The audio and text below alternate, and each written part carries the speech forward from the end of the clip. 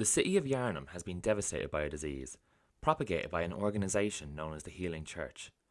They touted a miracle cure and even potential deliverance through the injection of a blood.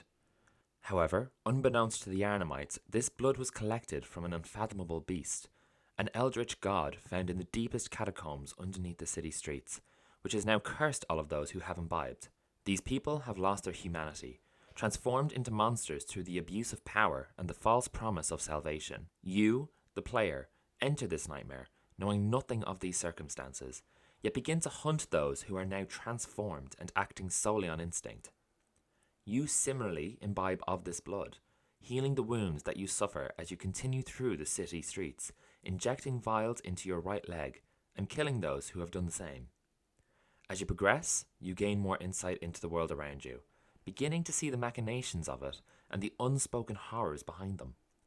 What is your purpose in this land, and what consequences will your actions have? Do you continue to make your way through it?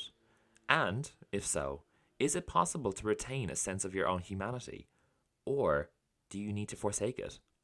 I'm Mc Guinness, and this is Multiplay 3-Minute Theory. Bloodborne, released in 2015 and developed by From Software, is a gothic Soulsborne game that leans heavily on cosmic horror and the works of H.P. Lovecraft. It is a game that centers around blood, a material in the game which is damned to the citizens of Yarnum, which has transformed them into beasts.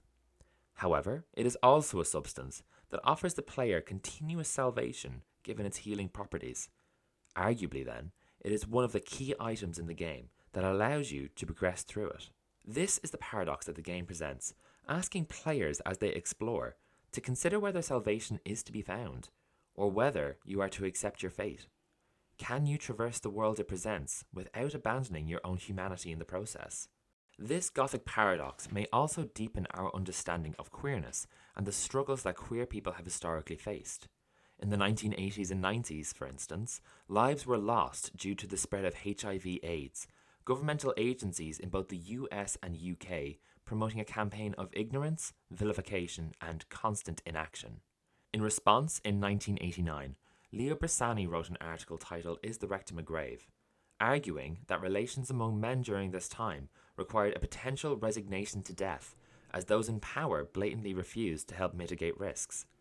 To be homosexual, as he writes, was to risk self-annihilation, of losing sight of the self, accepting and potentially embracing the risks of contracting an unknown disease through the transference of bodily fluids. Those who were in power and had the capacity to mitigate the damage that this disease was doing refused to act.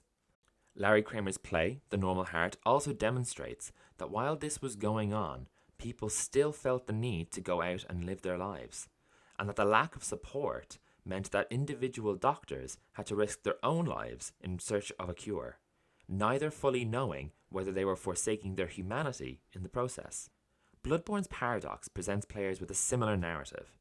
The Healing Church has failed to act, and now you are tasked with finding a cure for the crisis that the city faces.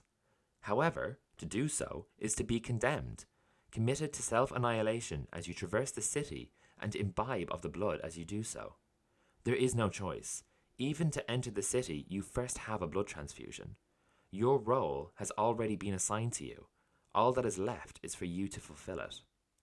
Bressani's argument highlights how many gay men felt like they didn't have a choice. To be gay, to engage with homosexuality, was to be forsaken. What Bloodborne asks us to consider is why this may have been the case. Thank you for watching. Please make sure to like, subscribe, and to find out more information about everything that Multiplay has to offer, head to multiplaynetwork.org.